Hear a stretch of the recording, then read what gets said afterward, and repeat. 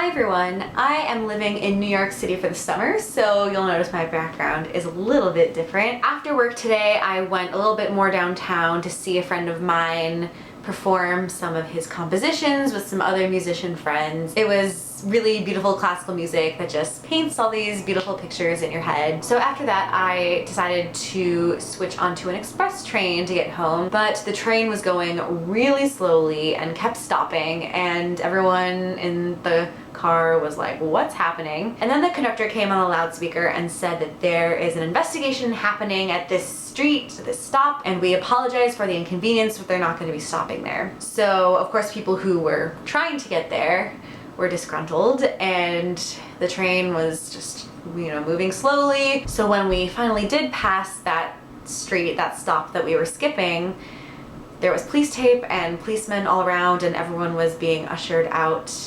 And one of the women who was in the subway with us looked out of her window and said, "I see a body. There's a body on the ground covered in a white sheet with policemen standing around it." I was reading this book called Sister, Mother, Husband, Dog by Delia Ephron, sister of Nora Ephron, who wrote movies like When Harry Met Sally and Sleepless in Seattle. She wrote TV scripts and plays and books. So this is her younger sister who also, gave her a lot of her famous lines, as she says in here, and they were writing partners. And so the first essay in this collection is called Losing Nora, and it's about Delia's life after Nora passed away. And so I was already sort of in a contemplative mood from the classical music and from reading this book.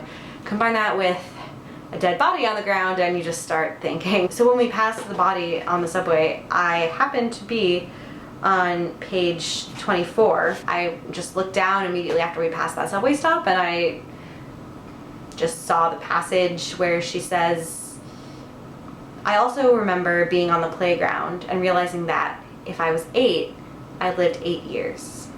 Before that, in my child's understanding, I had lived forever and was called 8. That actual time was involved. 8 years struck me with terror. Life, death, finite, not forever. I would die." That was a moment, passing that and then reading this. I'm 22 years old. I'm going to be a senior in college next year, and I'm at that point in my life where I'm constantly thinking about my next step, and people are constantly asking me, what are you going to be doing next year? What do you want to do after college? And to me, 22 is my forever. I've lived 22 years. That's all I know. That's something that I write a lot about in my songs. A few people have pointed this out to me, that I write a lot about time passing and what that does to people, what it does to you and your perception of yourself and your perception of others, and how others perceive you, and just what happens to the world around you when it just keeps on moving. 22 years is 22 years. That's time passing, and no one knows how much time they have left, and when that time will run out, it will. Everyone's time will run out. We're all gonna die. Sorry to burst your bubble, if I hadn't already. But today enforced that lesson in a big way, definitely. And so I just wanted to share that, because I had to then walk like the 20 or so blocks to my, home for the summer. And when I walked in, everyone was in the middle of dinner and they were asking me how my day was. And I can't just, ruin everyone's dinner and say, oh, it was good, until we passed a dead body on the subway and I started thinking about how we're all gonna die one day. That's not really, dinner conversation. So I'm putting it on the internet, because that's what you do with thoughts that you're thinking. That's what I do with thoughts that I'm thinking. My channel doesn't get serious very often, but when it does, I hope that you find it meaningful somehow. So thank you for listening, and thank you for watching, and